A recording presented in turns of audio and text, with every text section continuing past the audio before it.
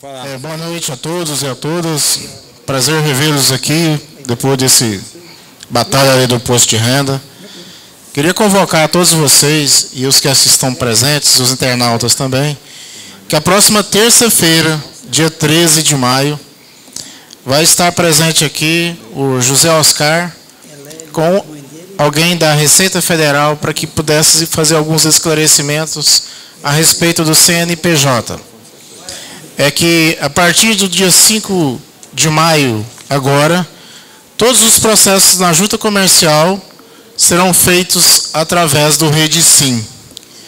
Então, é um sistema que é todo informatizado da Receita Federal, da junta comercial, desculpa, com a integração do CNPJ e da Secretaria da Fazenda, por enquanto, e a Prefeitura de Goiânia ainda não ingressou.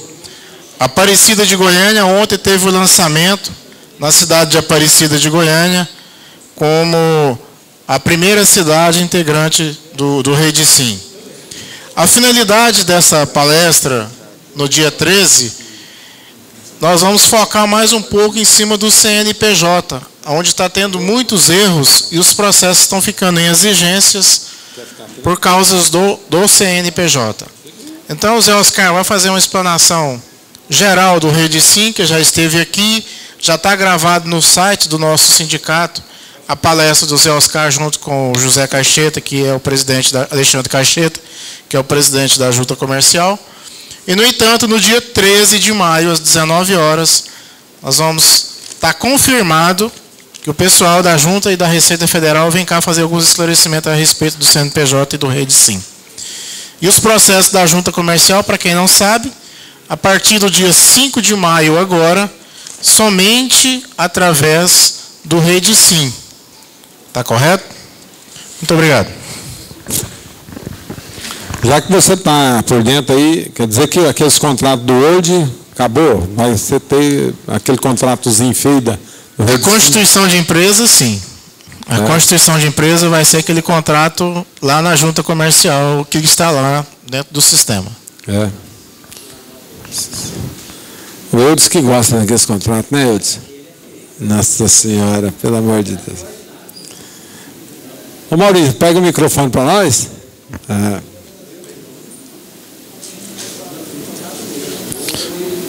Hoje nós estamos começando a nossa reunião aqui sem o nosso amigo Ronan. Ele mandou justificar a ausência dele, porque teve que resolver vários assuntos particulares aí. Mandou pedir desculpa para vocês, que na próxima terça-feira está aqui junto conosco. Eu gostaria de passar, antes de pegar a pauta, passar o microfone aqui para o Ivandro, apresentar um colega nosso, primo dele, um colega nosso aqui. Ligou? Meu primo Elemar, ele tem uma empresa de assessoria às empresas e tem uma lei aí que saiu há mais de um mês sobre recuperação de créditos e ele vai falar para você. Boa noite a todos. Vou cumprimentar a mesa através do presidente Everaldo, perdão. A respeito da questão da prorrogação do produzir, não sei se vocês estão acompanhando. O produzir no molde padrão, ele se extingue em 2020. Saiu o decreto agora, dia 25 de março, foi publicado o decreto 827, prorrogando o produzir de 2020 para 2040. Eu sempre digo o seguinte, a principal lei tributária hoje no estado de Goiás é a que refere ao produzir. Até mesmo porque ela justifica a presença de 90% das grandes empresas do estado. Hoje, as maiores empresas que estão em Goiás, que não são de goianas, elas estão em Goiás por causa do produzir, porque financia 73% do seu ICMS. Eu gosto de dar sempre como exemplo a Caoa em Anápolis, a fábrica da Hyundai. Por que uma fábrica da Hyundai poderia instalar em qualquer lugar da América Latina, não vou nem dizer do Brasil, qualquer lugar da América Latina veio para Anápolis? Por questão de logística? Com certeza que não. Até mesmo porque mais de 80% do seu mercado consumidor está no eixo Rio-São Paulo. Então eles não precisariam sair ali do eixo Rio-São Paulo. 80% do mercado deles estão ali. Agora eles vieram para Goiás por quê? Lá em São Paulo, a saída ou é a 12% de ICMS ou é a 7%. A 12% para o sul e para o sudeste e a 7% para as demais regiões. Vindo para Goiás, qualquer saída é a 12%. Você fala, mas então ficou na desvantagem. Não, só que ele vem para Goiás, adere ao produzir, o produzir vai abrir mão, entre aspas, de 73% dos 12%, vai equivaler a 3%. Então ele sai de 7 ou 12 e vai para 3. Numa empresa que fatura bilhões, isso é um valor extremamente significativo, que justifica a vinda dela para cá. Só que a lei, ela estava, o decreto de 2000, que é a lei que regulamenta o produzir, fala, termina em 2020. Vem agora, o governo veio e prorrogou. Só que tem umas particularidades, eu até agradeço a presidência por estar me permitindo a fala, tem uma grande particularidade o seguinte, o decreto nasceu dia 25 de março, e ele tem validade até o dia 26 de junho. São 90 dias após a regulamentação da lei. Então a lei foi regulamentada dia 25, faltam 34 dias úteis para extinguir, e por incrível que pareça, presidente, grande parte dos contadores que eu tenho entrado em contato nem sabe que a lei foi autorizada. Grande parte. E eu não estou falando de contador desqualificado, não, porque a gente, graças a Deus, tem um bom relacionamento. Eu ligo para contadores de grandes empresas, eu falo, hoje mesmo eu liguei para um, para não ser indiscreto, não vou citar o nome da empresa, mas uma empresa de âmbito nacional, instalada aqui em Goiás. Eu falei, você está sabendo que o produzir foi prorrogado de 2020 para 2040? Ele falou, não. Não. Então, o que acontece? Infelizmente, muitos contadores terão problemas sérios com seus clientes, porque mais cedo ou mais tarde, o cliente vai escutar que saiu uma lei que permitia que o produzir dele fosse para 2040 e não foi pedida a prorrogação. A prorrogação, no primeiro momento, é um procedimento simples, basta um ofício junto à Secretaria da Indústria e Comércio, para as empresas que já estão enquadradas no produzir e fomentar, a prorrogação também é do fomentar, pedindo para que as empresas possam se aderir de 2020 para 2040, as que já têm. E as que não têm, porventura, eu sempre digo o seguinte, corra. Corra para pedir o produzir e já pediu o produzir nesse molde de 2040. Eu tenho uma empresa que eu fechei um contrato, que ela é uma empresa média, já paga o ICMS, não tem o produzir. Eu fiz um cálculo, por baixo, vai dar 50 milhões de reais de incentivo. 50. Tem uma outra que deu 120 milhões. Ou seja, uma empresa deixar de recolher 27% para recolher 100% a partir de 2020, que está aí, é uma questão realmente imperdoável. Então eu vim nesse momento aqui para poder estar esclarecendo a classe. Qualquer dúvida eu estou aqui no final para poder tirar maiores dúvidas.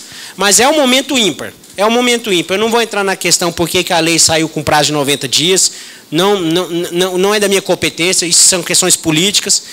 Muitos falam, mas essa lei vai ser reeditada. Não posso dar essa certeza também. A única coisa que eu sei é que desde o ano 2000, nós estamos falando de 14 anos, nunca saiu uma lei prorrogando o produzir. Desde o ano 2000, os empresários estavam solicitando, pensando, olha, 2020 vai acabar, saiu a lei agora. Só que nós estamos faltando aí um pouco mais de 30 dias para que ela se encerra, né? Então, por mais... Elemar, sim. Eu queria que você pudesse falar, já que você está falando bem do assunto, conhecedor, desce para nós que nós estamos sendo filmado, gravado aqui na rede mundial de computadores e a nossa reunião sempre ela é editada e passada para todo o mundo também. Esses 73% que o governo dá, eu queria que você explanasse sobre ele, se o governo recupera ele depois, ou essa questão, as empresas poderão procurar o produzir, uma empresa normal hoje que está no mercado, pode procurar... Pode. Como é que funciona o mecanismo? O mecanismo é da seguinte forma. O produzir, a gente associa muito com questão tributária, fala que é incentivo. Mas, na verdade, foi um mecanismo muito criativo que o Estado fez, justamente para fugir daquela questão jurídica da guerra tributária entre os Estados. O produzir, de certo modo, não é um incentivo tributário, é um financiamento do imposto. Tem todo um mecanismo jurídico feito para que se descaracterize como incentivo e fique parecendo que é financiamento. Apesar que a gente sabe que, de fato, é um incentivo, mas juridicamente não. Como é que funciona o benefício? O Estado vira e fala o seguinte, porque o benefício não foi criado, a intenção do benefício não é atender as empresas que estão instaladas em Goiás. Elas são atendidas? São. Até mesmo porque, por questão de isonomia tributária, nós não podemos dar tratamento diferenciado para os contribuintes. Mas a intenção da lei é atrair empresas que estão fora de Goiás. A intenção da lei é virar e falar para uma CAOA, por exemplo, falar, olha, vem para Goiás. Vem para Goiás que você vai pagar aqui 27% do imposto que você geralmente pagaria no outro estado. Agora, você vem para Goiás, você tem que gerar emprego, você tem que fazer um investimento aqui em Goiás, você tem que cumprir uma série de pré-requisitos. Mas todos os pré-requisitos que, no fundo, são incentivos para a própria empresa. Como fazer investimento, como geração de emprego que ela vai ter. Então, o que acontece? A empresa, quando faz uma solicitação, seja uma que está vindo de fora, ou seja, presidente, também, uma que já está aqui em Goiás, que não tem produzir, que não tem, ela fala, não, eu quero me aderir ao produzir. Como é que funciona? Você vai contratar um profissional, ele vai entrar com um processo junto à Secretaria da Indústria e Comércio, vai fazer um projeto de viabilidade. O que é esse projeto? Ele vai estimar quanto de ICMS essa empresa iria pagar até 2020. No nosso caso aqui, até 2040. Está valendo até 2040. Então, tá, você vai pagar quanto? Ah, eu vou pagar. E isso, lembrando que numa questão de progressão geométrica, com crescimento de 2, 3, 4% ao ano para os próximos 26 anos, dá muito dinheiro. Então, eu vou pagar. Eu fechei semana passada com uma empresa aqui em Goiânia, uma indústria que não tinha produzir, uma indústria grande a de se falar, não tinha produzir, tinha todo um conceito errado. Aí o empresário falou para mim, faz uma simulação, quanto que eu vou deixar de pagar ICMS até 2020? Eu fiz a conta, deu 75 milhões. Aí ele assustou, ninguém nunca tinha feito essa conta para ele. O que eu falei para ele foi o seguinte, olha, você não tendo produzir, você vai pagar 100 milhões de reais. Com o produzir, você vai pagar 25. 75 não vai para o Estado, vai para você. Fica na sua empresa. Qual que é a contrapartida? A contrapartida é que você faça investimentos. Agora, nós temos que lembrar que essa indústria vai fazer investimentos do mesmo jeito. Tendo produzir ou não, ela tem que trocar uma máquina, ela tem que trocar seus veículos, ela tem que os equipamentos têm depreciação, então tem que ter a manutenção constante. Então, muitas vezes, são investimentos que a própria empresa já iria fazer. Elas só vão ter contrapartida. O que acontece de erro, muitas vezes, por parte de alguns empresários, é que quando vai fazer um projeto, ele superestima os investimentos. O Estado não exige investimento em quantidade de valor nenhuma. O Estado não fala, você tem que fazer 10 milhões de investimento. O investimento, quem vai fazer e vai falar é o empresário. O empresário fala, vou fazer 1 milhão de investimento, ou vou fazer 10. A questão é que depois que o empresário oficializou isso diante do Estado, falou, eu vou fazer 10 milhões de investimento, aí ele tem que fazer. Aí ele tem que fazer. Se ele não fizer, aí cada vez que ele fica mais distante, ele vai perdendo a pontuação. Então ele não vai ganhar 73%. Ele vai ganhar 50% de desconto. 40%, 30%, 20%. Aí essa diferença ele tem que pagar para o Estado. Então o que eu sempre oriento os empresários? Façam projetos conservadores. Façam projetos que você sabe que você vai conseguir cumprir com folga ainda. Já que o Estado não tem nenhuma exigência de valor, apenas fala, vai fazer um investimento. Então, se você vai fazer 10 milhões de investimento, de fato, o empresário, fala, então vamos projetar que você vai fazer 5. Você vai ganhar o benefício do mesmo jeito. Do mesmo jeito. Você fala que vai fazer 5. Porque aí fica fácil para você cumprir. Porque depois você vai ter problema. Ah, mas eu vou fazer 10. Fala, não vai atrapalhar o seu ICMS gerado. Porque o mecanismo, ele é assim, ó, o Estado dá o benefício tendo 2 parâmetros. Ou o tamanho do investimento que você vai fazer, multiplicado por um fator X que a lei fala, esse fator vai depender do projeto, ou o próprio ICMS que vai ser gerado. Se o foco é o ICMS, não vamos focar no investimento, vamos focar no ICMS. Você vai gerar quanto de ICMS? Ah, vai gerar 50 milhões? Então tá, fala que vai fazer os 50 milhões de investimento, de uma maneira conservadora, e o investimento você coloca baixinho. E cumpre e prova para o Estado. E de ano em ano, o Estado faz uma auditoria, não é auditoria do Fisco, não é auditoria da Secretaria da Fazenda, é auditoria da Secretaria dos Comércios, para ver se você está cumprindo aquelas metas que você mesmo disse lá no início. O presidente quer fazer uma pergunta. Sim, presidente. Bem, sempre que eu falo em termo contábil também, né? Uhum. Vamos falar em termo contábil, que é o seguinte, esse 100 mil, você falou 100 mil. 100 mil é uma dedução de venda. Essa dedução de venda, ela deve continuar com uma dedução de venda e ao invés de você, vamos supor, aí você pega, vamos supor assim, dedução de vendas a ICMS a recolher. Perfeito, perfeito. Aí esse ICMS a recolher que você tem, dedução de vendas, você vai pagar 25. Esse 25 você vai baixar o ICMS a recolher. E o outro 75, 73, você vai pegar, matar o ICMS a recolher, não, é o contrário, é investimento no ativo, a ICMS a recolher. Então, esse investimento para fins futuros do ativo, então ele vai ser obrigado a fazer o investimento, certo? Que vai ficar no ativo com o investimento futuro. O interessante mais, não sei se é permitido, é que os 100 mil, os 70 mil, vai deduzir como imposto de renda também. Também, perfeito. Duas vezes, certo? Perfeito. Então, e esse incentivo que está de cá, ele teria que acabar durante um ano X, que seria lá no ativo. Ele não vai misturar, certo, com o seu ativo, não. É um investimento lá no ativo, mas ele só vai sumir quando vocês pegarem as máquinas, o investimento, a máquina. Então, eu vou sair do caixa, vai aplicar o dinheiro e está lá. Esse dinheiro deve estar lá no caixa também. Esse caixa, essa disponibilidade também, ela não deve ser abaixada. Jamais a disponibilidade dele fica menor do que o investimento. Porque é uma coisa que fica travada para fim de investir futuro. Ele não pode pegar o dinheiro e distribuir futuramente para ele, porque primeiro já usou da despesa, né? Então, automaticamente, ele usou da despesa, o lucro dele está menor, certo? Mas acontece que ele tem que ficar investimento e a disponibilidade completa. Pera só um pouquinho, antes do Alemar continuar, deixa o Arrali complementar. Quem quiser perguntar, depois eu levo o microfone. Produzir tem a mesma sistemática do fomentar, né? É parecida. Na verdade, o produzir é uma evolução do fomentar. Na realidade, o investimento que é feito não é o que você está pensando ser.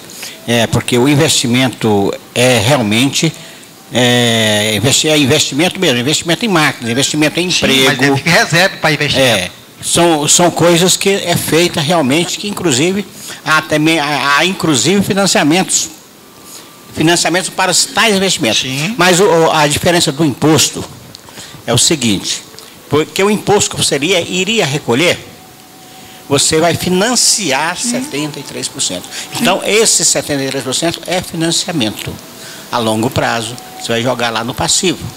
E todo ano, normalmente, há leilão. Nesse leilão, normalmente se arremata isso por 20%, um percentual bem baixo. Então, você acaba pagando, todo ano, você acaba pagando a sua dívida por um deságio.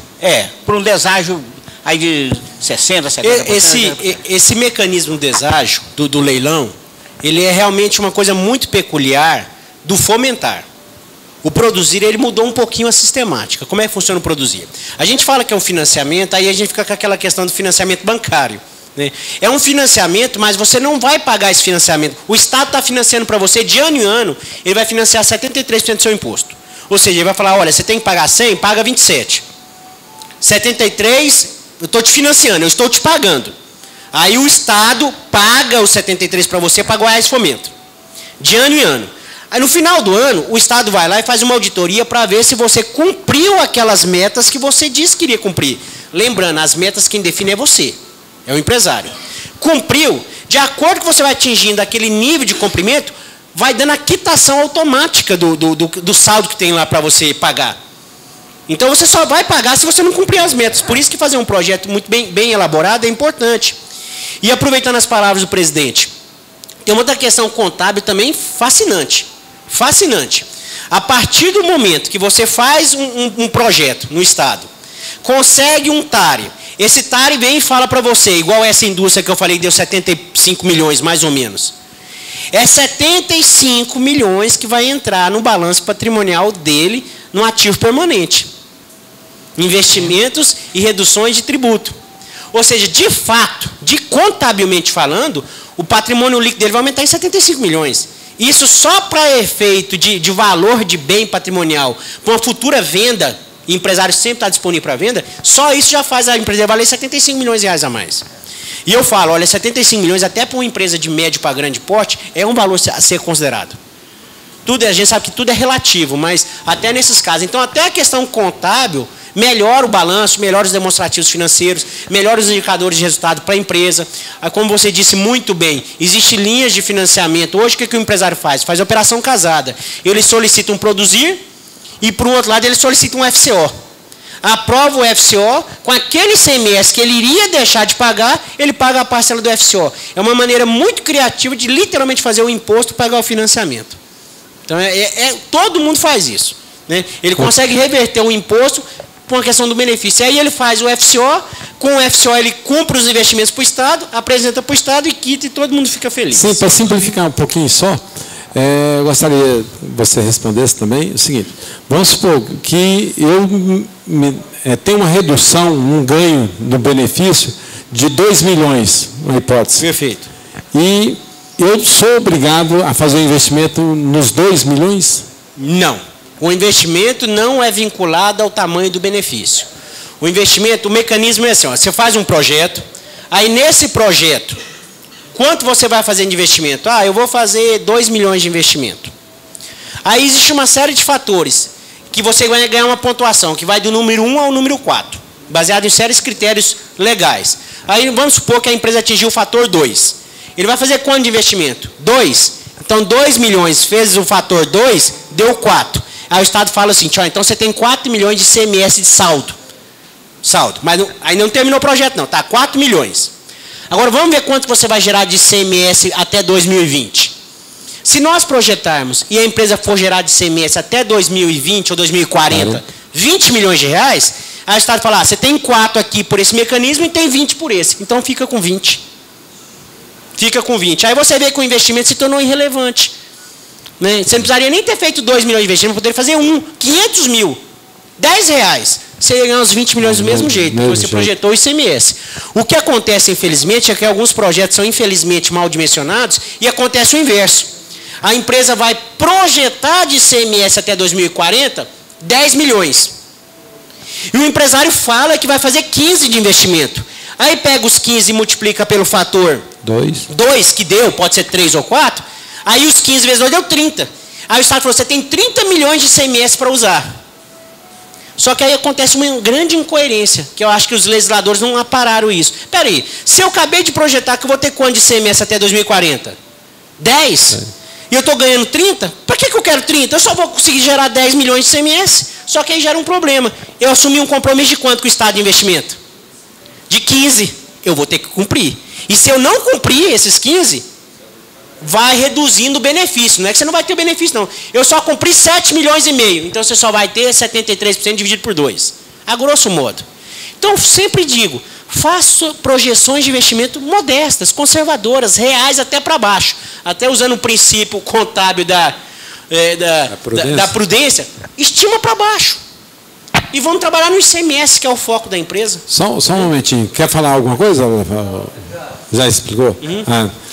Então assim, é um momento ímpar. Eu tenho feito um trabalho, já agradecendo a presença. Um pouquinho. Sim. É só indústria? Só indústria. A grosso modo, o Produzir, ele foi criado num primeiro momento só para as indústrias. Existem alguns casos, igual o Log Produzir, que é um subprograma para transportadora. Existe o Centro Produzir, que é para centros de distribuição, igual do Novo Mundo, igual do Bretas. Tem o Técnico Produzir, que é para as empresas de tecnologia. Existe uma série de subdivisões, mas 95% dos casos é indústria. Lembrando, indústria que esteja enquadrada no presumido no real. Por quê? Não que seja proibido para micro e pequena empresa. Existe o microproduzir. Só que o microproduzir, quando foi criado, ele foi criado junto com o produzir. Não tinha a lei do super simples, do Simples Nacional. Naquela época, o ICMS era separado da micro e pequena empresa. Então, quando nasceu o Simples Nacional, a lei do microproduzir ficou meio sem aplicação, porque agora está dentro a um valor bem pequenininho. Apesar, que tem uma coisa importantíssima que poucos estão observando. Eu sempre digo, até as empresas que têm que estão no super simples, eu recomendo que façam microproduzir. Não por questões financeiras, porque a questão financeira vai ser quase insignificante, mas por questão dele entrar dentro da lei de 2040. Porque ele é super simples hoje. Mas como qualquer negócio de bom senso, a tendência é crescer, passar de 3.600. Daqui 2, 3 anos ele desenquadra, vamos entender o raciocínio, por questão de faturamento. Aí ele vai cair da regra do super simples da tabela para a regra de débito e crédito. O ICMS vai para onde? Vai lá para cima. Aí ele vai pular para onde? Vai querer o produzir. Se é daqui 3 anos, nós vamos estar falando em 2017. Vai estar falando 3 anos para a lei acabar. Mas isso aí é um incentivo a Pode, tem o microproduzir. É porque é o futuro do simples. Para finalizar, sobre o transportador aí que você falou, foi estendido as transportadoras. Tem o log produzir, que é para as transportadoras. Chama log produzir. Para as transportadoras que pagam logística, perfeito. Para as transportadoras que têm operação com ICMS. Transportador que faz operação intermunicipal e interestadual paga o ICMS. Então, por que não tem um log produzir? Eu já garanto para vocês que a grande maioria das grandes transportadoras instaladas aqui em Goiás tem o log produzir. O financiamento é os mesmos 73% do ICMS gerado. Só uma ressalva. Isso é importante. Quando a gente fala em 73% do ICMS, não é 73% do ICMS que a empresa já paga hoje, não. Se a empresa paga hoje 100 mil reais, se ela paga 100 mil reais de ICMS hoje, o Estado não vai abrir mão do que já é dele. Jamais. É 73% do ICMS gerado daqui para frente. Os 100 mil vai ficar. Quando eu falo 100 mil, na verdade, é a média dos últimos 12 meses. Eu estou dando exemplo de uma maneira simples. Mas você vai pegar a média do ICMS pago nos últimos 12 meses, esse vai ser o ponto de partida do ICMS. Então, esse valor aqui, o Estado já é dele. Daqui para frente, o Estado vai te dar 73% de desconto. Você fala, mas é pouco. Não é pouco. Essa empresa que deu 75 milhões, como eu não vou citar o nome, ela paga hoje 230 mil reais de ICMS. 230. Se a média dos últimos 12 meses dela dá 230 mil por mês, daqui um ano, daqui 6 meses, ela vai estar pagando 240 mil por mês. Então, os 230 já é do Estado, passou 10. Projeção. Os 10, só que essa projeção, o crescimento deles está estimado em 7% ao ano, até dobrar. Isso vai acontecer em 10 anos. Depois, eles vão crescer numa média constante de 2,5%. Essa é a meta da empresa. Nessa conta, deu 75 milhões. Porque aí você vê, deu 75 milhões. Agora, 75 milhões para 26 anos é um valor considerável. É mais do que o próprio investimento hoje imobilizado na própria indústria deles. Hoje, eles não têm 75 milhões de reais, apesar de ser uma empresa de grande porte. Numa progressão geométrica, você vai ver, cada vez que a curva vai crescendo, mais vai distanciando da média. Aí chegou uma hora que o ICMS dele lá na frente está 800 mil por mês, o Estado dos 800 mil tira os 200 que ele paga, sobra 600. Dos 600, 73% fora. Interessante. Então, é um mecanismo interessante. Deixa o presidente falar uma pergunta. Quando ele falou que o Simples Nacional poderá fazer, não poderá fazer para aplicar agora, porque o Simples Nacional não pode ter nenhum benefício, mas era para se precaver, dando essa dica, certo, que pode fazer até junho, e futuramente ele não vai ser nacional, aí ele pode aplicar porque está assegurado o direito dele, mas como Simples Nacional não pode ter produzido. Isso. Correto. Isso. Ali, Mais alguma pergunta? uma pergunta aqui. Carlos. É sobre o micro produzir para a microempresa, no caso, né? Veja bem, hoje ela está no Simples, tudo bem. Eu tenho uma progressão para ir para o lucro presumido, o real, a partir do próximo ano. Mas ela entrando agora, ela pode garantir até 2040? Pode. Pode. Pode. Ela pode. Até mesmo porque a legislação, o decreto 827 foi aprovado, ele fala assim, o prazo que ele conta é daqui para frente. Isso. É daqui para frente. Então, o que acontece? Você pode entrar com o processo hoje, o processo ele leva um certo... A lei fala que vamos contar da data do protocolo. Isso. Se protocolou, já está valendo. Se o processo vai levar 6 meses no Estado, isso é problema do Estado. A garantia não é a conclusão do processo, é o momento de protocolar junto à SIC. Eu protocolei, levou 3, 4, 5 meses, está valendo, pronto, aí dali para frente já vai valer. Outro detalhe, ela pode ter no KNAI dela atividade de comércio ou tem que ser exclusivamente indústria? Não, pode ter atividade de comércio. Não, só que aí o ICMS... A principal é preponderante indústria. Eu tive um caso muito interessante a respeito disso, não vou citar o nome, mas apesar que não vai ser muito difícil para vocês deduzirem quem é, uma grande indústria, uma grande panificadora aqui em Goiás, sem citar nomes, por gentileza. Mas não vai ser difícil vocês deduzirem. São poucas grandes que mereçam justificar um trabalho desse. Cheguei no empresário, apresentei o Produzir para ele. Aí ele pegou e falou assim, mas e aí? Eu sou comércio e indústria. Eu fiz uma solicitação formal junto à Secretaria de Indústria e Comércio, perguntando se ele poderia solicitar o Produzir para a parte industrial. A SIC pegou e falou o seguinte, faz a consulta na Cefaz. Se a Cefaz autorizar, nós autorizamos. Aí, para a ironia do destino, eu fiz a consulta na Cefaz, o que a Cefaz respondeu? Se a SIC autorizar, nós autorizamos. Literalmente, eu tenho isso por escrito. Literalmente, ou seja, aí você vai fazer um projeto especificamente só para a parte produtiva da indústria. Como é uma panificadora relativamente grande, justificou. Isso. Justificou a parte da indústria ser financiada. Porque, de fato, a grande questão é uma indústria transvestida de comércio, com uma cara de comércio, mas a parte produtiva é uma indústria. Como qualquer outra indústria, uma indústria de pão de queijo, de biscoito de queijo, é uma indústria, né? Foi muito bom a sua apresentação, realmente tirou muitas dúvidas dos contadores e de quem está nos assistindo pela internet. Só para terminar, o interessante é o seguinte, que ele está no Produzir, mas se ele não pagar a obrigação principal, que seria os 27. Aconteceu com o Grandão, viu? Inadimplência. Mas presidente, convenhamos, a empresa tem 73% de desconto do ICMS dela. Fica obrigada a pagar 27%. Ou seja, eu não preciso nem fazer caixa 2, eu não preciso nem fazer elisão, evasão, o nome bonito que seja fiscal. Eu tenho que pagar 27%, o cara ainda não vai pagar 27%, ele está pedindo. Mas a ambição ele está pedindo, né? Tirando, é lógico, tirando algumas exceções que a empresa entrou em recuperação judicial, ou a empresa está passando por dificuldade financeira de grande porte, aí é uma casa de uma exceção. Mas a lei não nem abraça as exceções. Vai ter problema do mesmo jeito. Mas a empresa tem que preocupar. Aí, boa observação, eu sempre digo o seguinte, eu recomendo às empresas que contratem um Produzir, que junto com a aprovação, contrate um auditor interno, para que ele possa estar acompanhando mensalmente se a empresa está cumprindo as metas, para estar corrigindo preventivamente. Isso é coisa barata para a empresa. Só para vocês terem noção, hoje eu faço um trabalho de auditoria interna do Produzir para acompanhar, eu cobro R$6.000 ano. E não importa se a empresa fatura 100 ou fatura 100 milhões, porque o processo é o mesmo, já tem a metodologia pronta.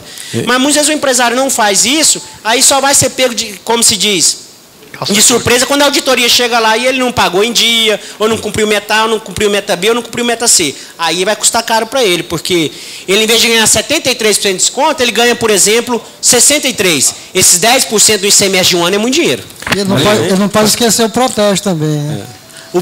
Boa observação. Inclusive, essa lei ficou vinculada que a empresa que fizer adesão vai ter que contribuir 4% para o Protege do ICMS financiado nos 30 primeiros meses. Que ainda assim é excelente. Ele vai ter 73%, na verdade não vai ter 73%, ele vai ter 69% de desconto. Os 30 primeiros meses. 30º mês ele volta para 73%. Mas boa observação. Ainda assim é excelente, porque ele vai ter 69%, né? Que é a legislação? Pode falar, Fábio. A empresa que já fez algum investimento não pode abater nisso não, né? Porque eu conheço alguma empresa que já fez investimento. Só nos últimos 6 meses antes da data do protocolo da carta consulta na SIC. Não, está dentro do prazo ainda. Então é possível a gente conseguir colocar isso como investimento de contrapartida do empresário. Tudo bem. Né? Mas o que é a legislação, né? Você tem que ler, reler, para entender. Quando o Elemar diz aqui para nós, todo mundo encheu o olho e interessou pelo Produzir. Quando ele falou que a partir do que você arrebanhar ou aumentar a sua projeção do ICMS, vamos supor, se eu tenho uma empresa que paga 200 mil de ICMS, eu cresci o olho. Mas, de repente, eu vou ter o benefício a partir daquele valor do que eu consegui. Nesse caso, é interessante eu constituir uma empresa nova. Isso aí é interessante. Isso é interessante, mas é proibido pela lei. Mas pelo pressuposto que é sócio... Vamos entender. O Estado é brasileiro, é de uma criatividade fantástica. Eu sempre digo o seguinte, você acha que o Estado realmente ia deixar uma empresa que paga 200 mil hoje, está garantido 200 mil, ir lá, constituir uma nova empresa, ao meu olho, constituir uma nova empresa do zero e falar, agora não, eu vou pagar 73% do CMS que eu gerar do zero. Aí ele iria perder 73% de imediato. Então a legislação tem uma série de mecanismos para dificultar esse tipo de operação. Alguns casos excepcionais é possível a gente fazer isso. É como se a gente estivesse mentindo falando a verdade. E falando uma verdade que não é totalmente verdade. Como assim? Quando uma empresa, de fato, por exemplo, eu fechei essa semana com uma indústria de fralda descartável. Ele vai montar uma filial. Aí eu falei para ele, peraí, monta essa filial uma outra empresa. Aí é legal, é uma nova empresa. Só que não poderá ser os mesmos sócios. Ah, não tem problema não, bota o nome dos meus filhos. Então, ótimo. Aí, nesse caso, é possível. Agora, essa indústria de 75 milhões tem um prédio gigantesco. Um quarteirão inteiro é dela. Ela não vai mudar de prédio, ela não vai sair de lá, ela não tem como, a lei proíbe transferência de ativo imobilizado. Quer dizer, a nova empresa jurídica, de onde veio o ativo permanente dela? Capital de giro. De onde vem? Não tem como justificar. Então, é muito difícil. Agora, alguns casos excepcionais para projeto de expansão, onde a indústria de fato vai montar uma filial fora, num outro lugar, está em Goiânia, vai para Nerópolis, ou vai para Aparecida, vai para Catalão. Aí, nesses casos, a gente consegue fazer alguma coisa nesse sentido, de um planejamento, para que ele possa. Aí é lógico. Fala. Só para concluir. É lógico. Você sabe o que o empresário me falou quando eu falei isso para ele? Ah, não, então assim, olha só a criatividade, vocês vão achar engraçado. Como empresário é rápido, porque ele ganha. Aí eu faço o seguinte, aí eu devagarzinho começo a transferir faturamento para onde? Para outra. Entendeu? Ele começa a jogar a venda para outra, começa devagarzinho, ele começa a matar essa e fazer a outra crescer. Aí eu falei, infelizmente, isso pode, né? Você não vai falar para o fisco, mas isso aí é questão estratégica sua. Né? Aí são algumas coisas que a gente tem que sentar e discutir. Deixa o presidente fazer mais uma colocação. No primeiro passo, você falou que pode passar para o fisco. Cuidado isso, porque os FIIs também não têm suporte para aquela empresa. E segundo caso, cuidado com a vinculação de administração que pode acontecer e é proibir também, né? Por isso que é importante ter o bom contador do lado. Mas por isso que o empresário tem que saber o valor de um contador. O empresário ele tem ideia, ele tem que perguntar para o contador, pode ou não pode? O contador é o braço direito dele. Eu trabalhei durante 8 anos no Sebrae. Eu fui funcionário público, quando decidi sair e montar uma empresa de consultoria.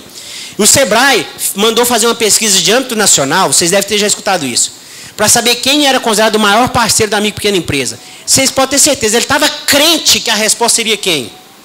O Sebrae. E para surpresa dele, e não para nós, ficou o contador. Na pesquisa, em primeiro lugar, ficou o contador. O contador foi lembrado como o maior parceiro das micro e pequenas empresas hoje no Brasil. E, em segundo lugar, ficou o Sebrae. Ele pagou uma pesquisa para nós. Eu falo nós porque eu também sou contador de formação, né? Deixa o Braz. Espera que a responsabilidade do contador realmente isso aí, mas na hora, na verdade, não é assim também não. Porque primeiro o empresário ele faz as besteiras lá, depois o contador é comunicado. Voltando. No caso, a matriz é a indústria e eu tenho as filiais que comercializa.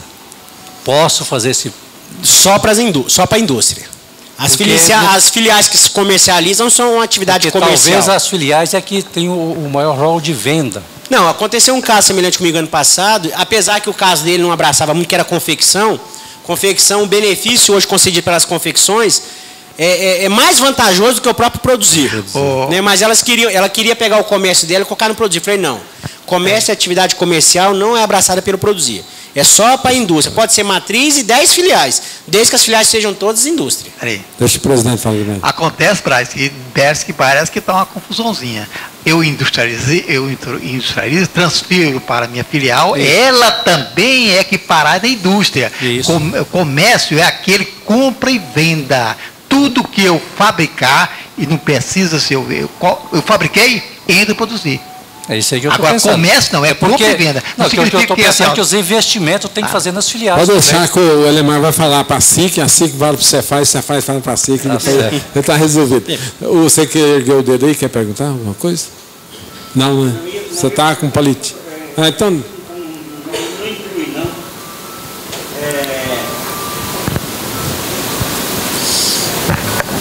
E também se incluir também não vai ter muita diferença não, porque a questão da construtora. A construtora não tem ICMS. Então não vai adiantar nada. Apesar de ser uma indústria, né? Indústria da construção civil. É indústria, mas não tem ICMS. Só para dar um exemplo aqui, encerrando. A Caoa, por exemplo, veio para Anápolis. Ela veio definitiva ou ela tem sucursal em São Paulo? Tem não, né? Não, essa indústria aqui ela veio definitiva. Definitiva. Tanto então... é que ela já transferiu a Tucson, toda a Tucson produzida na América Latina está sendo produzida aqui. E ela já está com projetos já para transferir algumas outras unidades dela de produção também para Goiás também. Eu queria só comparar o seguinte, se eu tiver uma indústria no outro estado e vir uma filial aqui, eu começo do zero. Do zero. Começa, cada indústria é vista como uma vida independente da sua matriz. Então a indústria vai montar uma filial aqui, essa filial começa do zero, começa com 73% do ICMS dela. Por isso que tem sido hoje, nos últimos 20 anos, ela tem sido um grande atrativo hoje, por isso que o Estado tem crescido acima da média dos demais estados em crescimento. Qual foi a grande evolução do produzir para o fomentar? O problema do fomentar é que ele dava de graça o ICMS, entre aspas. Ele tinha muita pouca vinculação de contrapartida por parte das empresas. Então a empresa ficava aqui até o momento do interesse dela. Quando não interessava, ela virava as costas e tchau e benção. O Produzir criou um pouco mais de mecanismos para fiscalizar e forçar com que a empresa fique em Goiás mesmo. Essa que é a grande diferença da evolução. Mas hoje, indiscutivelmente, o Produzir é o maior benefício, é o maior atrativo de empresas para o Estado de Goiás. Por isso que eu tenho me empenhado tanto em estar divulgando essa informação o máximo possível para a classe contábil, porque eu sei que ainda terão contadores que terão problemas sérios com o empresário, porque eu imagino como é que o empresário, esse caso dessa indústria que eu liguei hoje, eu não posso citar o nome, mas eu não tenho aqui quem não saiba quem é. Eu digo mais, qualquer um do Brasil que eu citar o nome, qualquer um. Se eu for lá em Iapoque e falar, é a indústria, ele sabe o que é. Me surpreendeu eu ligar para o contador hoje, que já é um conhecido meu a longa data, perguntar para ele não sabia. E se eu não tivesse ligado para ele? O sindicato vai mandar uma newsletter para todos. Mas se o sindicato não tomar essa iniciativa, o cara vai saber, vai descobrir depois como é que ele vai justificar para o empresário que deixou passar uma situação dessa. Ok, deixa o nosso diretor Fábio fazer uma pergunta. Não, só confirmar, a garantia é o aval ou fiança dos sócios? Isso. O aval e fiança dos sócios. É lógico, com aval ou fiança com laço patrimonial, né? Com laço patrimonial. Pois é, então ele tem que ter um valor bem alto de... Não, equivalente. Quando ele... O Fábio, eu estou vendo que o Fábio entende a respeito do assunto, que ele faz umas perguntas muito específicas. Eu não falei no primeiro que é um financiamento? Como qualquer financiamento tem que ter o quê? Garantias. Porque o raciocínio do Estado é o seguinte, peraí, eu vou te deixar de ano em ano, eu vou prestar conta com você para ver se você cumpriu a meta ou não. Mas enquanto eu não chegar e fizer a auditoria, você está sendo financiado em 73%. Daqui a um ano eu faço uma auditoria e vejo que você não cumpriu as metas. Então eu não deveria ter financiado você em 73%. Deveria ter financiado você em 50%. Então eu quero os meus 23% de volta. Corrigido por um juro bem pequenininho, bem simbólico. Mas eu quero ele de volta. O problema é que o Estado não tem estrutura humana para fazer auditoria em todas as indústrias hoje em Goiás, de ano em ano. Eu tenho um cliente que já tem 4 anos que não sofreu auditoria ainda. Ou seja, mas ela vai. Quando ela for, ela vai auditar 5 anos de uma vez só. Aí o cara não cumpriu a meta.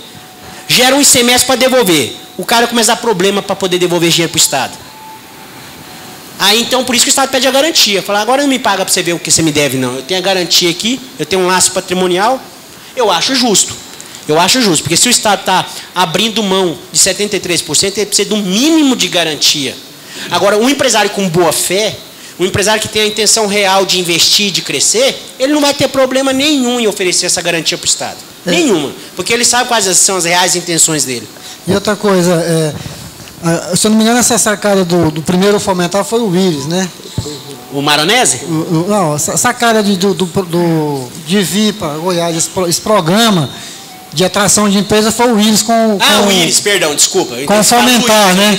Isso. Com fomentar. E isso aí, a empresa ganha. Uma caoa dessa aí vem para cá e economiza milhões. Sim. Mas, agregado a isso, o que gera de emprego, o que gera de empresas que prestam serviço, então acaba o Estado indiretamente recebendo uma parte desse dinheiro. Não, o Estado ele ganha muito. E a comunidade, o Estado. Primeiro, qual que é melhor? 27% de 1 bilhão ou 100% de 1 bilhão que não vai vir? Então é melhor 27% de 1 bilhão que está aqui do que querer 100%, ele não vai vir para cá. Melhor 27% de algo do que 100% de nada. Começa por aí. Segundo, as grandes indústrias, geralmente, elas fazem parte de todo um processo de uma cadeia produtiva. Em volta de uma caoa existe uma centena de fornecedores. Geralmente, quase tudo micro e pequena empresa, que não tem o simples, ou melhor, que não tem o produzir. Então, vai pagar o ICMS cheio. Gera-se 10 mil, 5 mil, 10 mil empregos. Empregos que vão ter salários. Salários que vão comprar no supermercado que não tem benefício, compra na farmácia que não tem benefício, compra roupa que não tem benefício, compra sapato que não tem benefício. Então, quando você vê a nível de cadeia, ganha e ganha sobremaneira, horrores. Por isso que existe essa guerra fiscal. Por isso que existe Estado querendo matar Estado por causa disso, porque São Paulo e Rio estão perdidos por causa disso. Agora, por que São Paulo e Rio têm perdido? Por uma questão de injustiça. A própria Constituição deu para São Paulo e Rio o benefício de vender a 7% na saída interestadual, quando vai vender para o Nordeste, Centro-Oeste e Norte. Poxa, se eu sou uma indústria, vou instalar em Goiás, vou vender para o Brasil, eu vou sair aqui de Goiás com 12 e lá de São Paulo sai com 7, eu vou ficar em São Paulo. Então, os estados menores, eles foram obrigados a criar seus mecanismos para competir com a própria injustiça constitucional. A Constituição teve boa intenção. A intenção foi, eu entendo qual foi o mecanismo dela. Mas ela só olhou de um ponto de vista, ela não olhou do ponto de vista do empresário, ela olhou do ponto de vista do consumidor. E quem gera a máquina é o empresário, não é o consumidor. Né? Então, são mecanismos que funcionam. Eu vou te agradecer, porque você realmente fala bem, fala o assunto que nós queremos ouvir.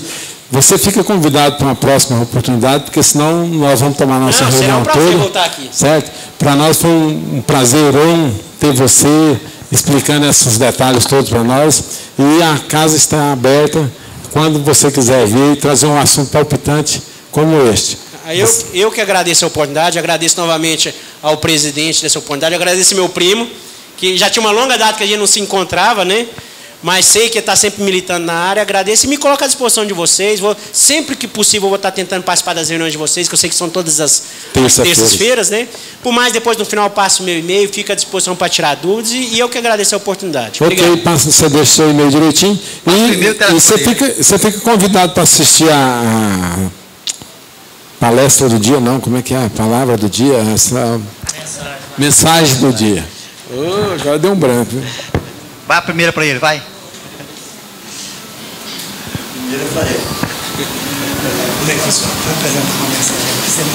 Bate o dedo aí. Já quer que decida-se. Um sonho é para ser realizado e o seu está cada vez mais maduro.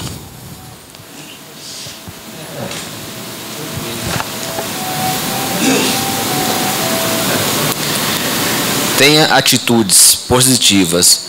À noite você sonha, durante o dia realize.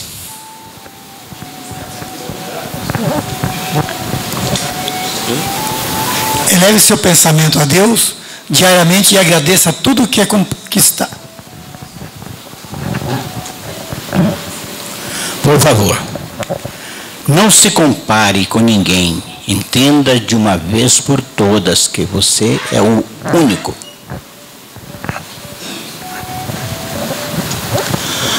Lance seu desafio ao universo e diga: agora é a minha vez.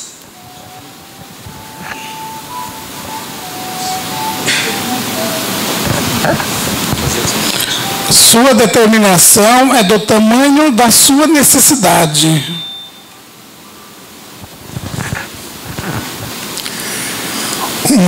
Uma estrada só se vence quando se dá o primeiro passo e sem olhar para a distância.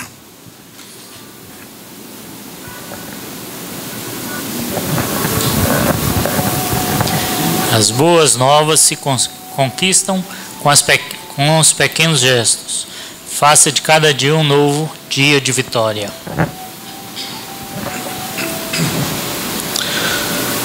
Esqueça o passado, perdoe. Liberte-se de qualquer amarra que possa te segurar no cais da tristeza.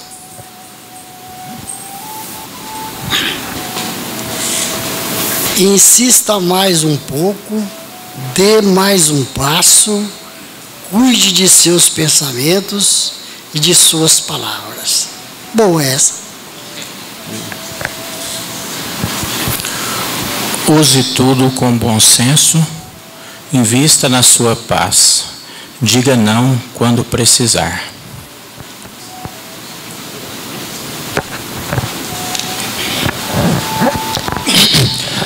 Dedique alguns minutos para cuidar de você diariamente.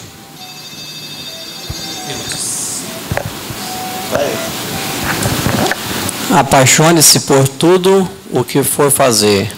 Compre a ideia. Vista a camisa definitivamente.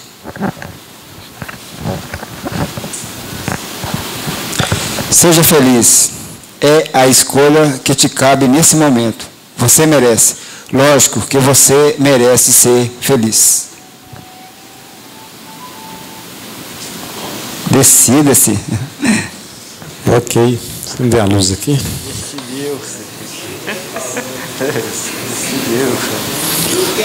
Vamos trabalhar na pauta agora. Até agora só o Elemar que trabalhou, né? Vamos trabalhar agora. Está cheio de pauta, hein, rapaz? Zé Walter. Empresa de aluguel.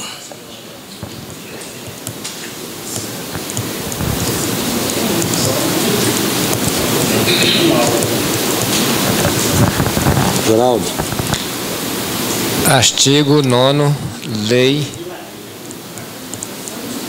7.238. Artigo 9º. CLT, não é? Não, Lei 7.238. Multa por atraso, sei, né? Multa por atraso, não é? Não,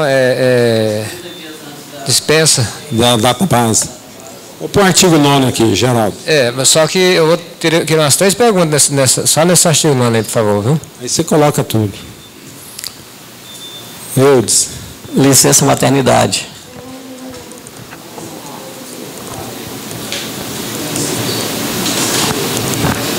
Cheque moradia. Espera aí.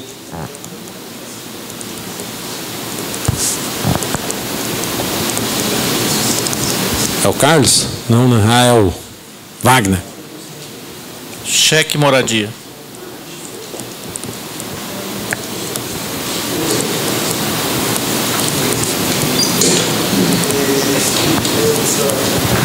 Quem é o próximo?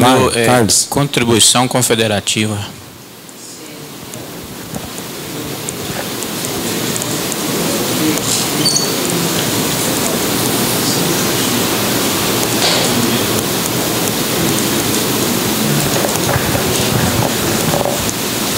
Acabou, né? Tá bem.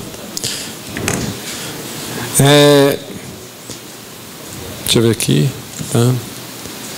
Antes de iniciar, o Carlos apresentar 2 colegas nossos novos que estão vindo pela primeira vez aqui.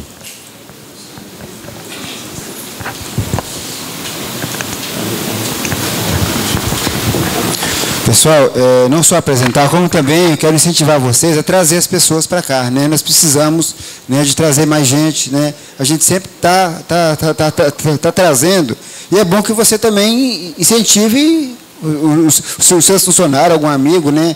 Hoje eu trouxe a Milena, né, de pé, e o Wellington, né? Tá aí, são dois meninos que se formaram agora em 2013, né? Que está aí também já com a gente. E que vocês também possam trazer mais gente, vamos incrementar isso aí. Repete, né? O nome, é Milena e Wellington. Wellington, né? Ok. Sejam bem-vindos, Milena e Wellington. Dentro dessa ideia, eu posso dizer você, o Deusimar, meu... Levanta aí, Deusimar. Eu sou lá também, tá aí, ó. Esse é velho. Formou. Tá aí, né? Mas o Deusimar já é da casa. Deusimar já é da casa. Tinha que ter apresentado quando ele veio a primeira vez. Mas quando ele chegou, quando ele veio a primeira vez, ele ainda era bem inicial. Aluno, né? Muito inicial. Tá certo. Esse é o nosso amigo Ivandro. Vamos aqui com o Zé Walter aí. Empresa de aluguel. Em primeiro lugar, hoje nós tivemos numa reunião lá no Cindy Lojas, onde foi falado que o contador deve ser valorizado, deve se valorizar. Eu fiquei muito chateado com o que o rapaz falou aqui, que tem ido nas empresas que tem contadores qualificados. Então quer dizer que nós somos desqualificados, sendo que 2 que estão aqui nos vendo agora, vai levar isso para casa.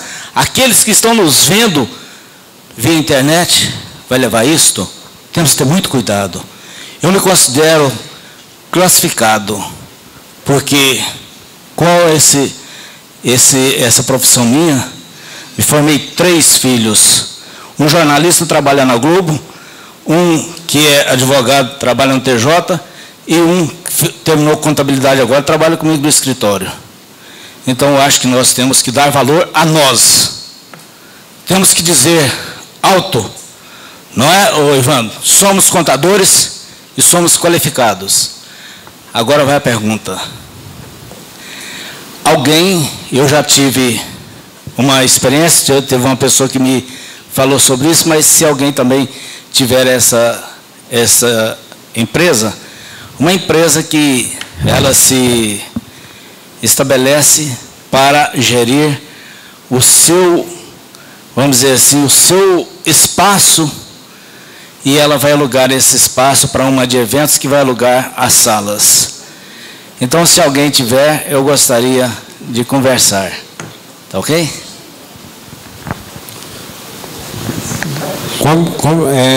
Já existe a empresa no local? E ela está subdividindo esse espaço com outra empresa? Existe a estrutura física e ela, os donos dessa estrutura física aluga para uma empresa de evento, e essa empresa de evento aluga salas para os comerciantes. Então, quero ver a viabilidade para passar para, ao invés de ser as pessoas físicas, constituir uma empresa. Algum colega nosso tem esse? Passa para o Eudes ali, vamos ver se o Eudes... Zé Walter. Tá ok. Eu acho que você daqui para o seguinte: a empresa vai ser uma empresa de locação de imóveis próprios. Existe um KNAI específico para essa aí.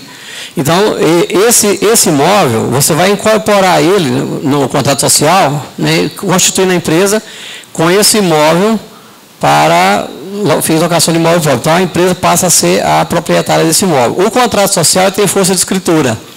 A partir do momento que o contrato se registra na junta comercial, com os dados desse imóvel, toda a discriminação dele, do tamanho, né, o registro no comercial, você dá entrada na prefeitura, paga seu ITBI, porque a prefeitura de Goiânia não isenta, porque quando é para fins de comerciais, ela cobra ITBI. E você leva ao cartório e registra esse contrato social lá no cartório de registro de imóvel. Então, o imóvel passa a ser da empresa. E depois ela vai ser a proprietária e vai gerir esses próprios imóveis. E você vai, depois, não tem ISS e os impostos federais normal. PIS, COFINS, Imposto de Renda e Contribuição social à base de 32%, a base de cálculo. O ITBI, você paga o ITBI e a taxa de registro do cartório, né? A taxa de registro. Dentro dessa pergunta aí, quando você integraliza esses imóveis como capital da empresa no contrato social, tem o ITBI? Tem ITBI. A lei complementar de Goiânia, que quando ela fala, ela tem algumas isenções, mas quando ela diz assim, que quando é para fins de locação, incorporação imobiliária, aí ela é devida ITBI, porque você vai usufruir lucro dessa integralização. Se fosse uma empresa comercial normal, ela compra um imóvel e integraliza o capital social. Se ela não tiver no fundo do ramo imobiliário, ela não faz exploração imobiliária, nesse caso, ela não teria o ITBI, ela seria isento.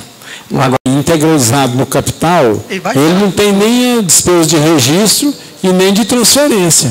Eu estou encabulado com... Se for, é novo isso aí. Entendeu? Ele vai ficar incorporado há muito tempo, né? Depende.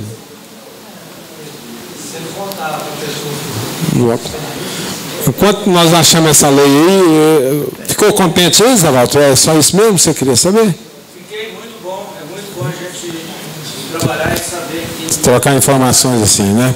Com o Geraldo aí, então, vamos ver aqui sobre o artigo 9º aqui. Referente às perguntas, vamos fazer uma colocação, um exemplo da Convenção Júnior. Vamos dar um exemplo do Sindicato dos Motoristas, né?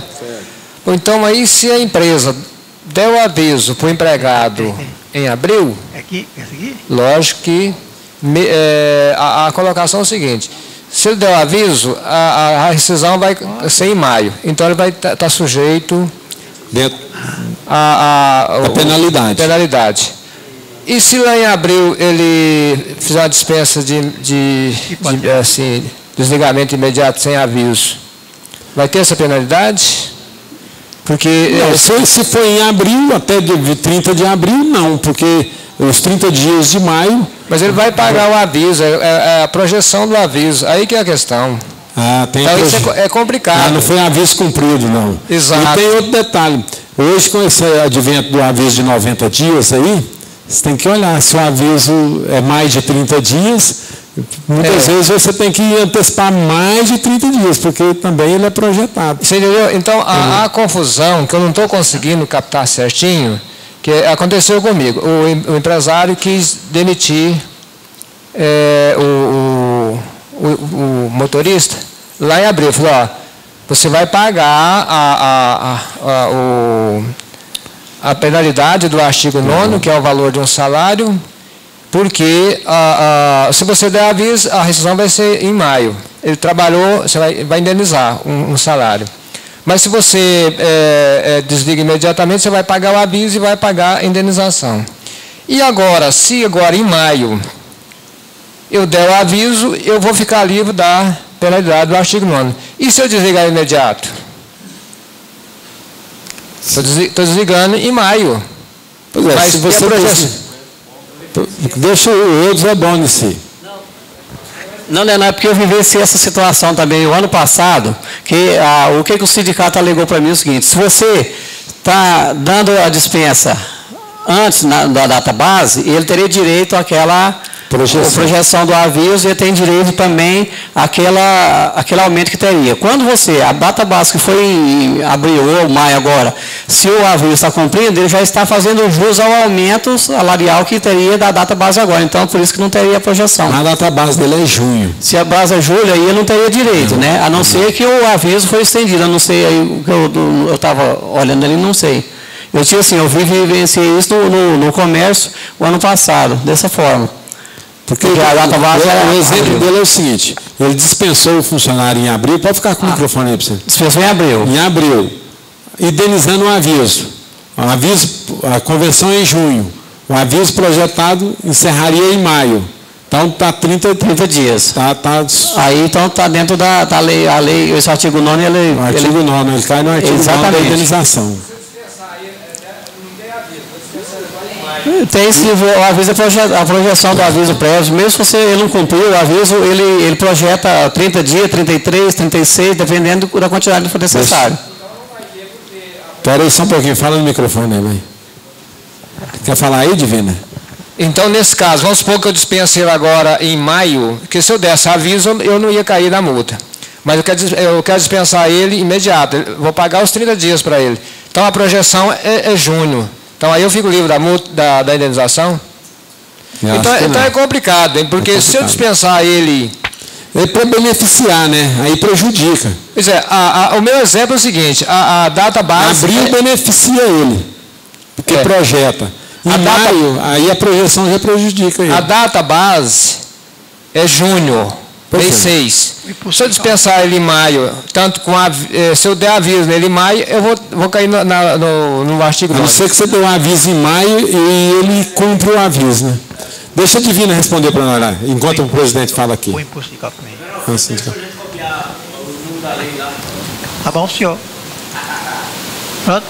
Deixa a Divina responder lá para nós. A Divina também é expert no assunto. Geraldo, no caso seu aí, a projeção vai cair em junho, você vai ter que fazer uma rescisão complementar. Por quê? Porque até o dia que você dispensou, você não vai ter o índice, né? Aí, quando você tiver o índice, você vai ter o endereço dele, vai mandar uma cartinha para ele vir receber a rescisão complementar. Porque cai a projeção, vai para junho, ele não vai ter direito ao artigo 9º, não, tá? Concordo. Não, traz o microfone aí para o Geraldo perguntar mais.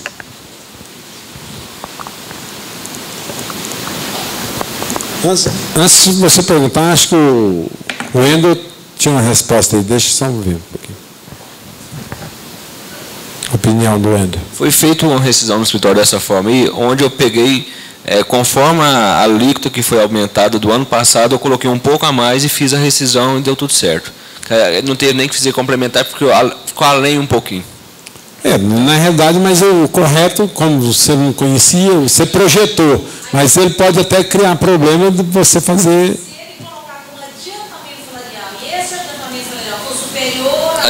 Adiantamento.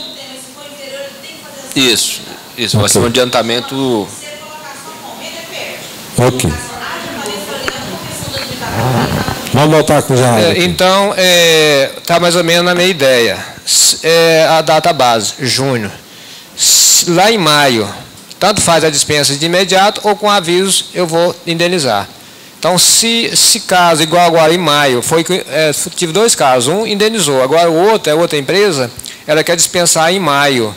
Aí eu fiquei em dúvida, então se ela dispensar, que quer dispensar imediato, porque, veja bem, deixar uma pessoa duvidosa, motorista, trabalhar no caminhão, então é muito perigoso. Aí ele quer dispensar de imediato. Então, aí nesse caso, eu entendo também, igual a Divina, que não vai ter, vai pagar só o aviso, não vai ter o artigo 9º. Beleza. Agora, uma coisa que eu fiz, depois que eu fui verificar, parece que eu errei. No caso que eu fiz lá, o salário na carteira era R$ 1.200, mas incluso horas extras, descanso, foi lá para a média, mais ou menos, R$ 1.600. Aí eu fiz a indenização de R$ 1.600. Eu estava olhando o artigo 9º, ele fala equivalente a um salário mensal. Porque se falasse rendimentos, aí seria a média, mas se é salário mensal, então eu teria que ter indenizado ele com 1.200. Eu erraria junto com você, eu pagaria o salário base. Quer ver? Olha para nós, se for possível, Fábio, a lei 7.238, artigo 9º. Ele fala o equivalente a um salário mensal, ele não fala em remuneração. 84. Ok. 84. Divina, você concorda?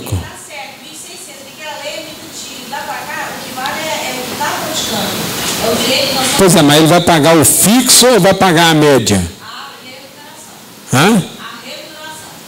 Que é o fixo. Que é o fixo. Que é o salário base lá.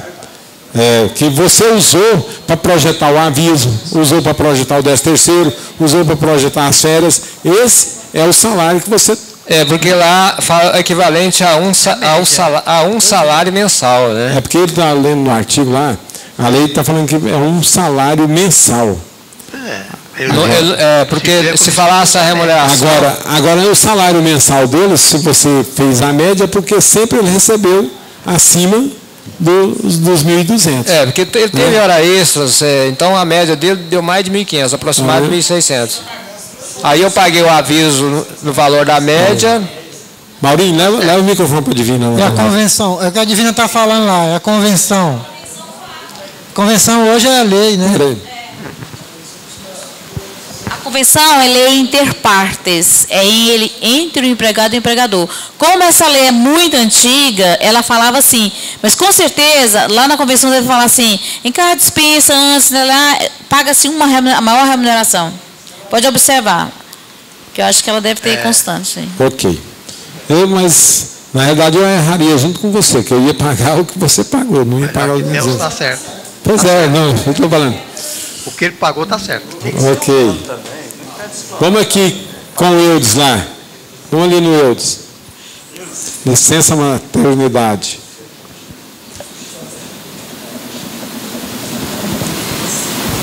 Senhor Veraldo, aproveitando a oportunidade, o senhor abriu aí a lei lá onde... Então lá, Zé Walter, a lei ali está até grifado, né, que eu tinha, exatamente que eu utilizei para o contrato que eu fiz recente, para a integralização de capital. Aí o artigo 4º, onde ele fala que o imposto não incide. Aí depois ele vem, então aí, ó. Olha lá, o inciso 3º. Sobre as transmissões de bens ou direito incorporado ao patrimônio da pessoa jurídica em realização do capital, nem sobre a transmissão de bens ou direito decorrente de fusão e incorporação, atividade preponderante for a compra e venda desses bens de direito e locação de imóveis ou arrendamento mercantil. Né? Então, tá aí o que eu... Qual que é a lei lá? É a lei 6733, a lei complementar 6733 de 89. De 8. Oi. Eu arrependi porque não quero colocar. Quando ela retorna para mim, eu não faço nada. Não, aí quando ela retorna, o bem retorna para aquele investidor, ela é sem TBI. Ela é isenta. Essa mesma coisa aí também está lá no Código Tributário Nacional. Mesmo jeitinho. Vai. Artigo 35 e 42 fala. Essa lei 6733 de que ano? 89. 89. Então e a de Senador Canedo e de Aparecida, ela só muda só o título lá. Se você pegar e colocar uma com a outra assim, é copiar uma da outra.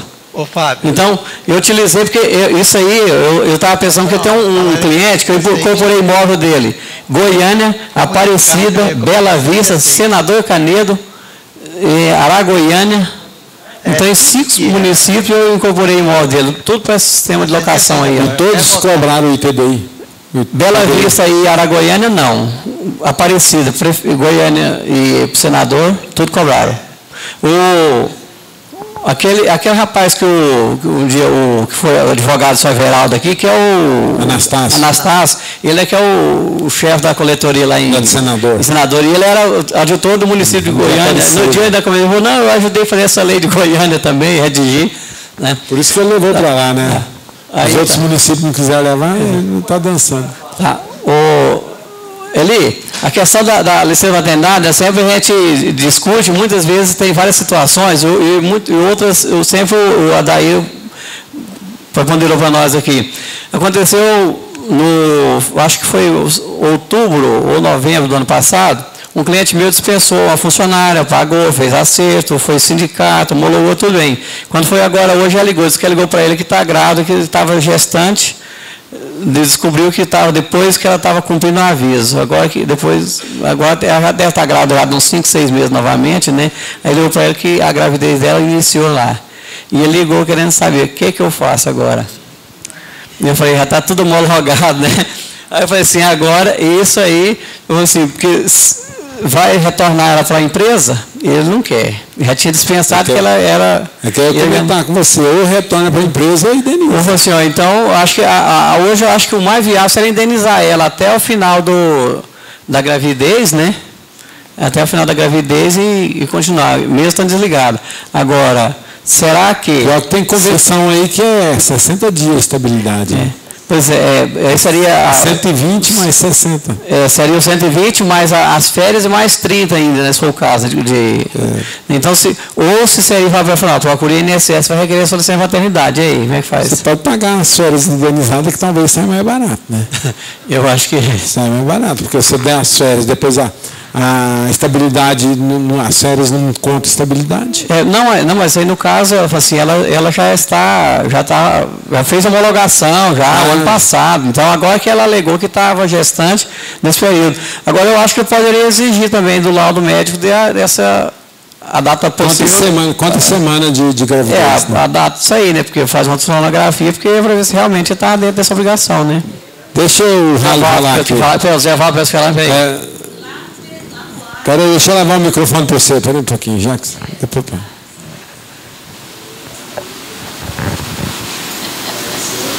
Uai, esse médico então é vacilão, porque a primeira pergunta que ele faz quando é mulher que está na época de...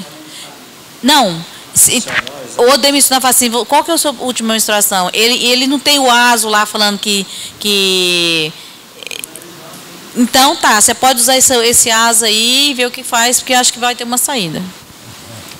Esses ASOs, traz aqui para o Zé Valto aqui,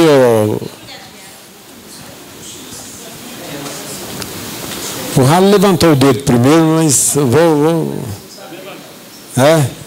A minha opinião é a mesma coisa da Divina. O ASO. Foi em outubro que foi feita a rescisão.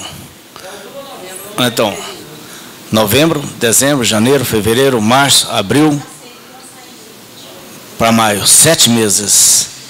Parece-me que no passado já teve juiz que deu ganho de causa para a empresa, porque ela ficou esse tempo todo sabendo desta gravidez e não foi lá na empresa para poder voltar. Então ela está se aproveitando da situação. Então é interessante dar uma olhada nisso aí, ô Eudes, porque é sério esse negócio. Volta lá.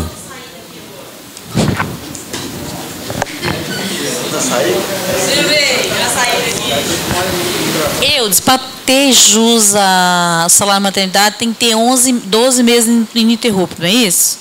Não. Se ela já tiver esse período, ela já adquiriu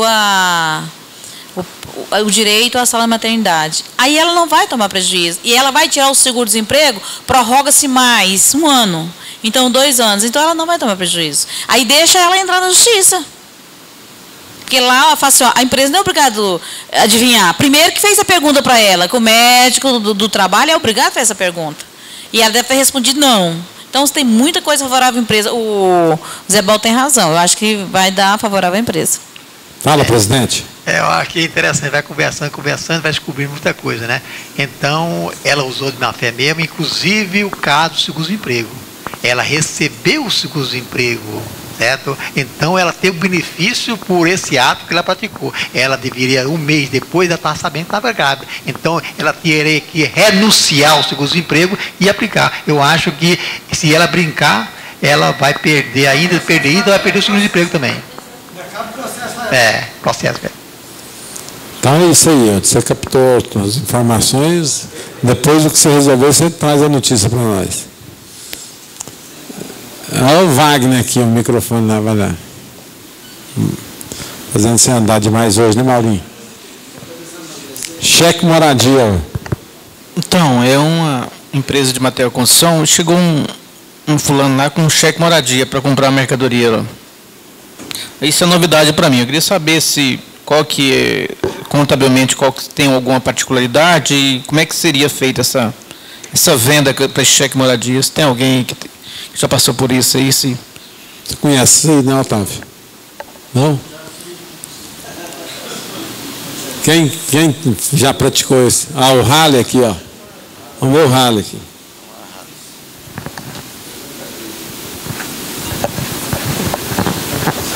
Quando eu fiz esse negócio, a empresa pagava o ICMS. Então, o cheque de moradia era descontado diretamente no ICMS. Agora, se a empresa do Simples Nacional, essa coisa não tem essa experiência, não. Ela pode pegar e vender ele, nada mais. Você acha? Transferir para alguém, vendendo. Ele só recebe através de crédito? Você fala transferir esse cheque moradia para outra pessoa que pode comprar igual ele. Que ele é compensado através do tributo que você paga. Mas eu estou em dúvida ainda. Teria que dar uma consultada aí com o Fábio, nosso consultor, né? Pesquisar direitinho aí, porque tá legal. Isso aí era antes de existir o Simples, igual ele comentou aqui, o produzir antigamente, tipo as empresas que, né, com o advento do Simples Nacional, a parcela do ICMS, a não ser que você deduz lá aquele ICMS lá no Simples, você vai muito, se o cheque for grande, você vai demorar muito tempo, né? Mas se o cheque for pequeno, você vai deduzindo naquela parcela do ICMS que você paga no PG10. 2%, 3% de ICMS na vez dá uns 100 todo mês, 4 meses você encerra o crédito seu. Eli. Oi? Lá no RCTE, anexo 9, artigo 11, parágrafo 7º, ele fala essa questão dos valores correspondentes ao cheque moradia, pode ser transferido, todo o procedimento. Anexo quanto? Lá no anexo 9 do RCTE, artigo 11, parágrafo 7º. Né? Aí lá também, no parágrafo 7º A, ele trata da questão da empresa do Simples Nacional, como é que ela tem que proceder, tem tudo lá. Já te deu o caminho das pedras. Né? Vamos aqui com o Carlos. Contribuição confederativa. Esse assunto até já conversei com a Fábia. É uma empresa do Simples Nacional, primeira vez que me ocorre isso. Eu recebi uma cartinha do sindicato cobrando a contribuição confederativa. E ela é do Simples, e ela não é filiada a esse sindicato. Queria saber como é que está essa questão aí, se é devido ou não. O presidente, como sindicalista, vai falar. Bem, me parece que o sindicato está dando uma lição de sem braço, porque na nossa concepção, a Constituição Federativa que foi criada pela Constituição, na minha concepção, ela só pode ser estipulada para o associado. Se não for associado, como que a Constituição fala que uma Assembleia reúne e estipula o valor da Contribuição Federativa.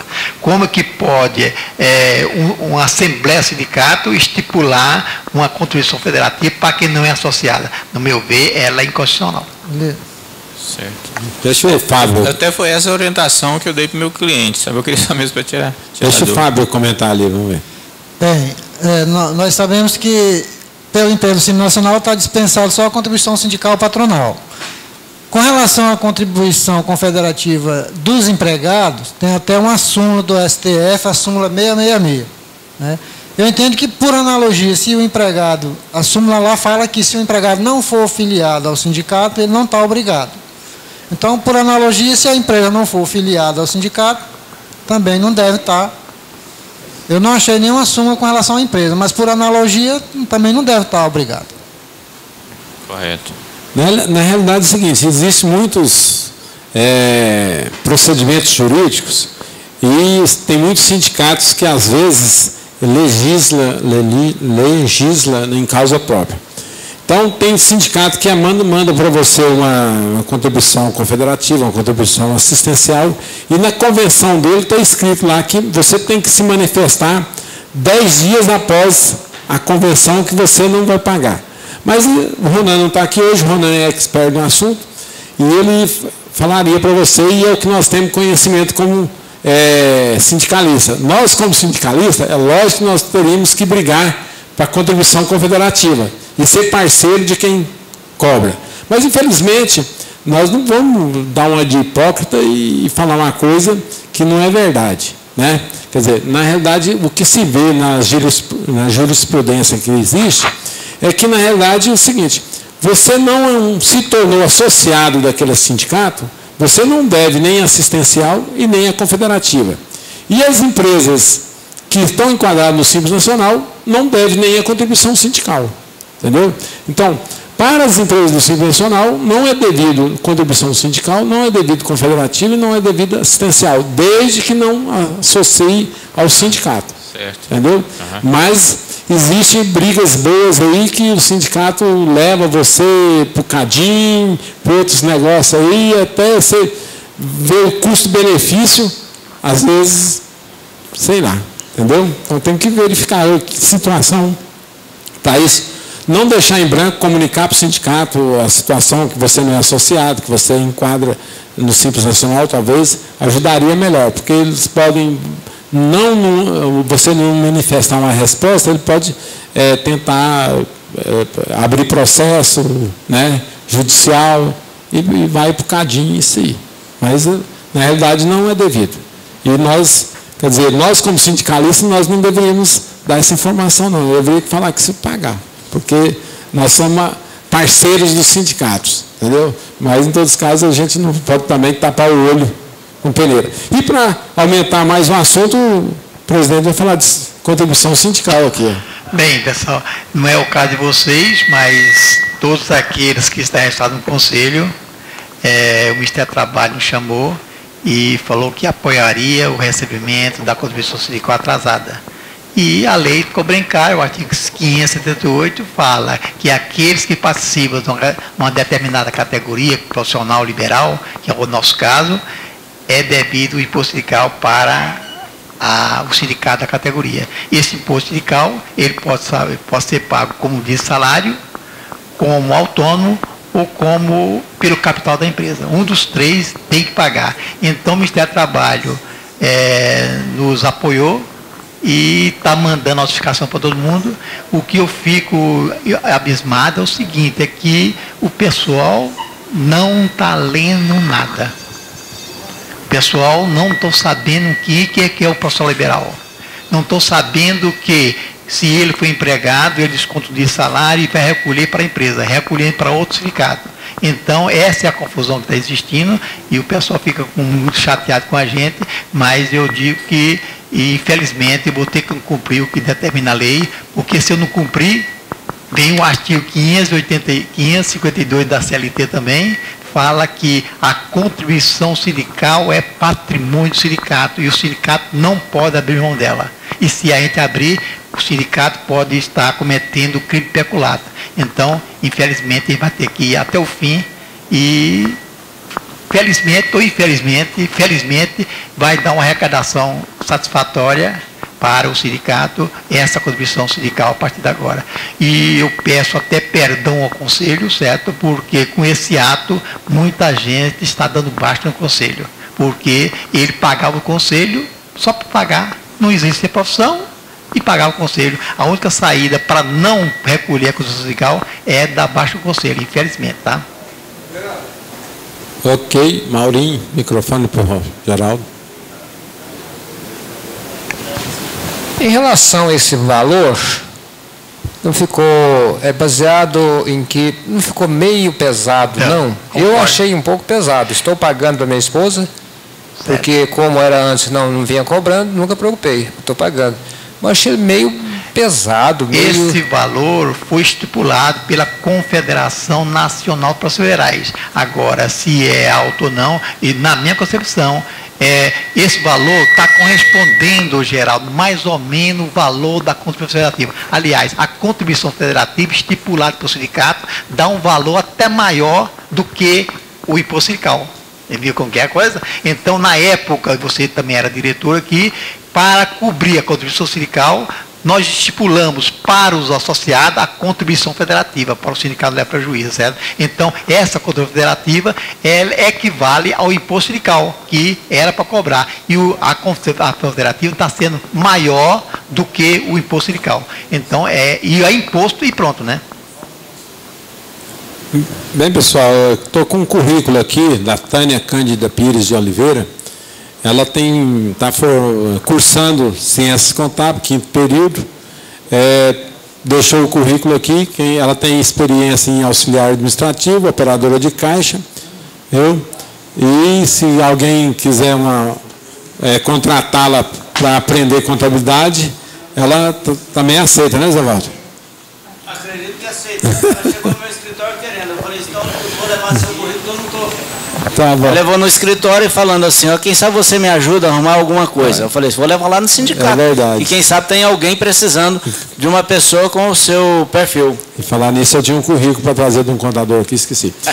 Outro detalhe, voltando para você, você viu que o presidente citou, eu não estou, o Elemar não pediu advogado, e nem eu estou advogando para ele. Mas quando ele diz contador, como foi a palavra? Qualificado. Não qualificado, o presidente acabou de falar que existe profissionais e profissionais. Quer dizer, o presidente citou que tem profissionais que não estão lendo nem a nossa regulamentação, nem as nossas obrigações.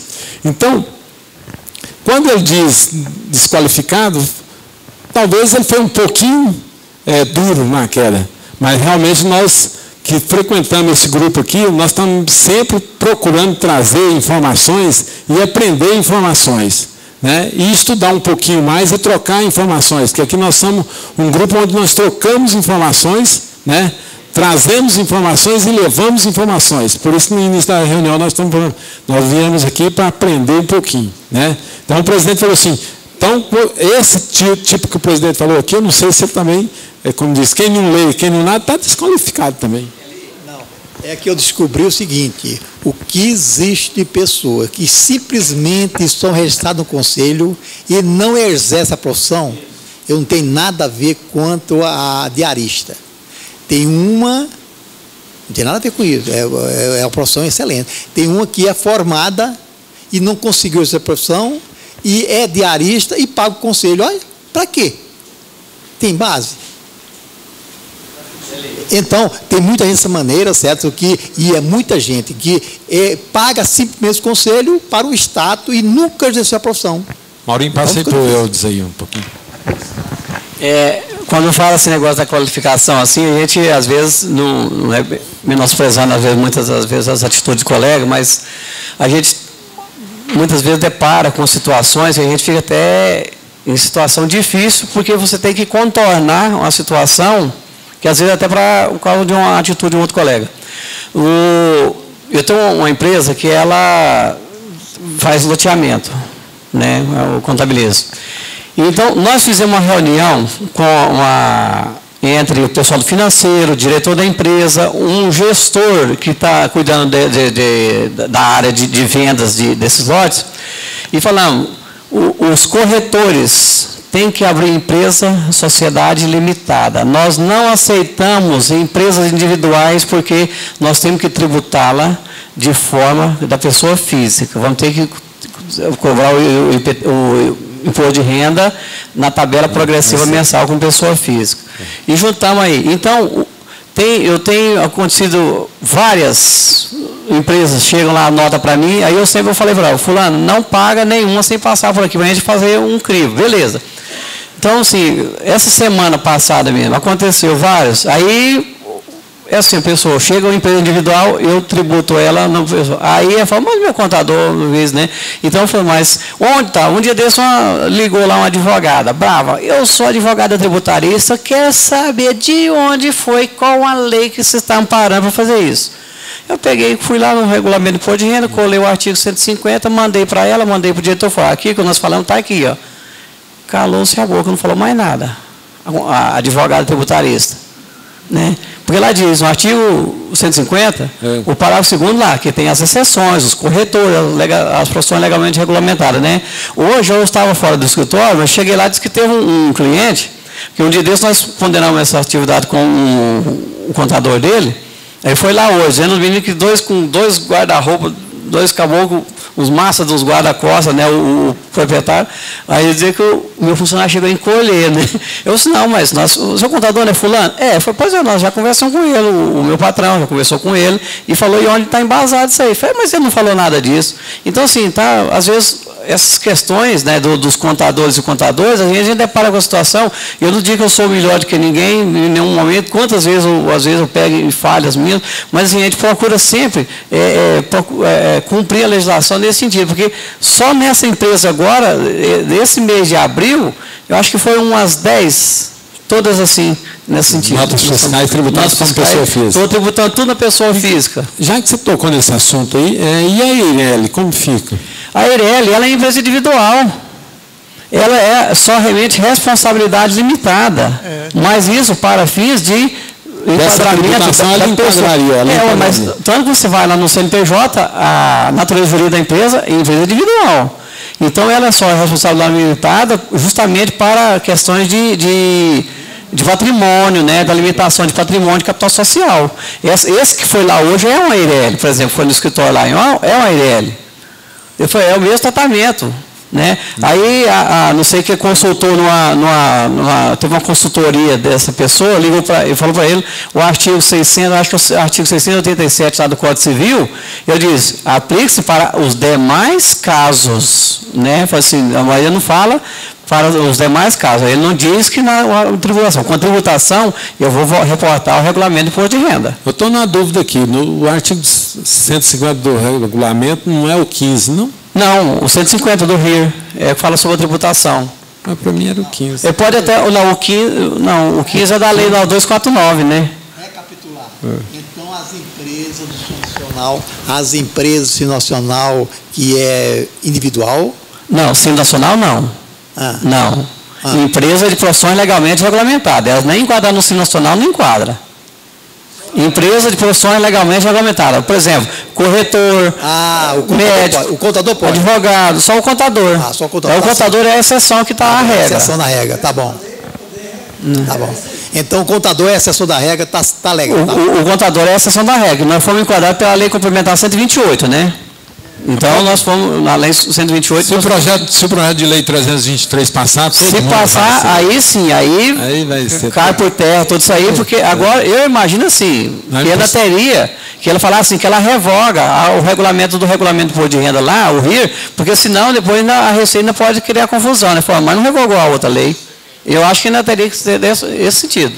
Aí vai facilitar, vai ter muita facilidade, né? Porque hoje, para enquadrar no simples, nós ficamos estudando doidado quem enquadra, quem não enquadra. Se for individual, mas só na receita e pronto.